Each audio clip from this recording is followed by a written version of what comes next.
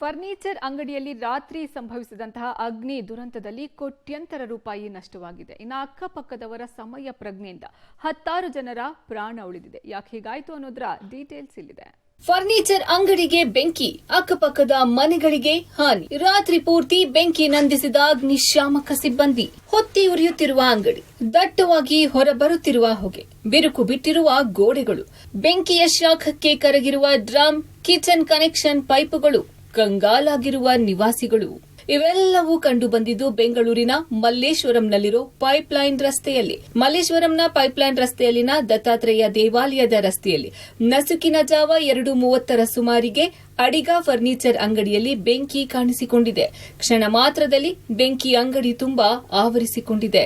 ಸ್ಥಳೀಯರು ಗಮನಿಸಿ ತಕ್ಷಣ 112ಕ್ಕೆ ಕರೆ ಮಾಡಿದ್ದಾರೆ. ಅಂಗಡಿಯಲ್ಲಿ ಕೆಲಸ ಮಾಡುವ ಸುಮಾರು 10 ಜನ ಕಾರ್ಮಿಕರು ಇಲ್ಲೇ ಮಲಗ್ತಿದ್ರಂತೆ. ಅವರನ್ನೆಲ್ಲ ಎಚ್ಚರಿಸಿ ಹೊರಗಡೆ ಕರೆದುಕೊಂಡು ಬಂದಿದ್ದಾರೆ. ಸ್ಥಳೀಯರ ಸಮಯ ಪ್ರಜ್ಞೆಯಿಂದ ದೊಡ್ಡ ದುರಂತ ತಪ್ಪಿದೆ. ಈಚೆಗೆ ಒಂಥರ ದಗ ಅಂತ ಉರಿತಾ ಇತ್ತು ಮತ್ತು ಅಪಾರ್ಟ್ಮೆಂಟ್ ಅವರೆಲ್ಲಾನು ಈಚೆ ಬಂದು ನೋಡಿದಾಗ ಏನು ಅಕ್ಕಪಕ್ಕ ಎಲ್ಲ ಒಳಗಡೆ ಎಲ್ಲ ಕುತ್ಕೊಂಡು ಎಲ್ಲರೂ ಈಚೆಗೆ ಬಂದ್ಬಿಟ್ಟು ಅಷ್ಟೊಳಗಡೆ ಇವರೆಲ್ಲ ಫೋನ್ ಮಾಡಿ ಅಪಾರ್ಟ್ಮೆಂಟ್ ಅವರೆಲ್ಲ ಫೋನ್ ಮಾಡಿಬಿಟ್ಟು 13 ಅಗ್ನಿಶಾಮಕ ದಳ ಬಂದ್ರು ಆರಿಲ್ಲ. ಕಮ್ಮಿ ಅಂದರೆ ಆ್ಯಕ್ಚುಲಿ ಹೆಚ್ಚು ಕಮ್ಮಿ ನನ್ನ ಅಂದಾಜಿಗೆ ಒಂದು 5 ಕೋಟಿ ರೂಪಾಯಿ ಮೆಟೀರಿಯಲ್ ಹತ್ರ ಸುಟ್ಟೋಗಿದೆ. ಒಳಗಡೆ ದೊಡ್ಡ ಗೋಡನ್ ಮಾಡಿದ್ದಾರೆ.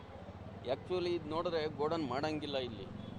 20 ವರ್ಷಗಳಿಂದ ಈ ಅಂಗಡಿ ಇದೆ. ನಿನ್ನೆ ಕೆಲಸ ಮಾಡುವ ಕಾರ್ಮಿಕರು ಸೊಳ್ಳೆಗಳ ಕಾಟಕ್ಕೆ ಹೊಗೆ ಹಾಕಿದ್ರಂತೆ. ಇದರಿಂದ ಬೆಂಕಿ ಉಂಟಾಗಿ ಅವಘಡ ಸಂಭವಿಸಿರುವ ಅನುಮಾನ ಇದೆ.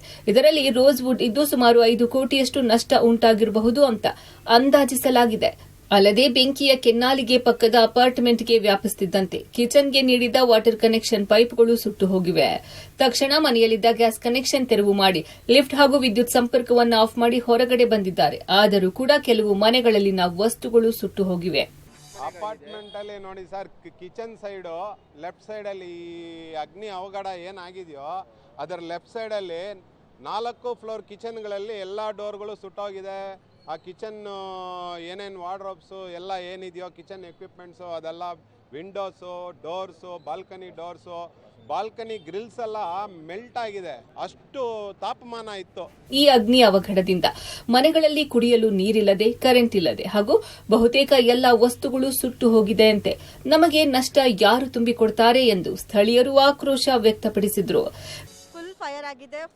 ಇಡೀ ನಮ್ಮ ರೋಡೇ ಫುಲ್ ಬೆಂಕಿ ಆಗೋಗಿದೆ. ನಮ್ಗೆ ಒಳಗಡೆ ಇರೋಕ್ಕೂ ಆಗಿಲ್ಲ. ಎಲ್ಲರೂ ತಕ್ಷಣಕ್ಕೆ ಎಲ್ಲರೂ ಹೊರಗಡೆ ಓಡ್ ಬಂದ್ವಿ.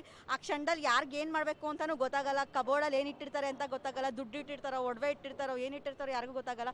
ಅಲ್ಲಿ ನೋಡಿದಾಗ ಅವ್ರು ಬೆಂಕಿ ನೀರು ಬಿಂದಿಗೆಲಿ ಇಟ್ಕೊಂಡು ನೀರು ಹಾಕೋಕ್ಕೂ ಸಹ ಆಗಿಲ್ಲ ಅವ್ರಿಗೆ. ಮನೇಲಿ ಮೂರು ಮನೆ, ನಮ್ಮ ಬಿಲ್ಡಿಂಗಲ್ಲಿ 3 ಮನೆ ಪೂರ್ತಿ ಹಾಳಾಗಿದೆ.